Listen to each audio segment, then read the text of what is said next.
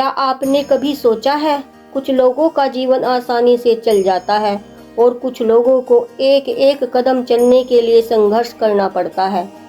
कुछ जन्म लेते ही अमीर घर में आते हैं और कुछ गरीब में। कुछ जन्म से ही स्वस्थ होते हैं और कुछ बीमारियां लेकर आते हैं। क्यों? यही है कर्म और पूर्व जन्म का रहस्य। कर्म सिर्फ इस जीवन की कहानी नहीं, यह हमारी आत्मा की पूरी यात्रा का सत्य है। आज जो हम भुगत रहे हैं वह हमारे बीते हुए कर्मों का परिणाम है और आज जो हम कर रहे हैं वह भविष्य के जीवन की नींव है।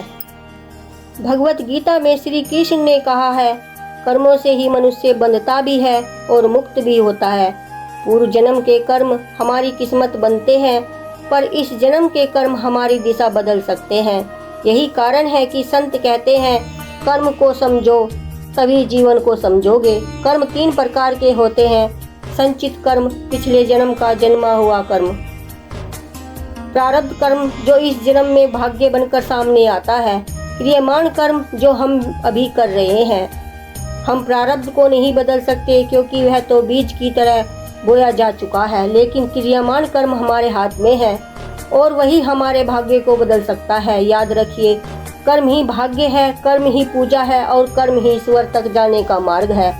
कोई पूजा, कोई यज्ञ, कोई मंत्र आपके बुरे कर्मों का फल नहीं रोक सकता, पर सच्चे कर्म, सेवा और सत्य आपका भविष्य बदल सकते हैं। किसी ने बहुत सुंदर कहा है, कर्म का लेखा बहुत गहरा होता है, भगवान भी उसे नहीं बदलते, बस समय आने पर समझा देते हैं। कर्म से डरिए मत, कर्म को समझिए।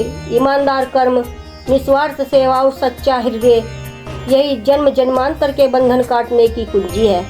आज अच्छा करोगे, कल जीवन सुंदर मिलेगा, क्योंकि कर्म कभी किसी का साथ नहीं छोड़ते। धन्यवाद।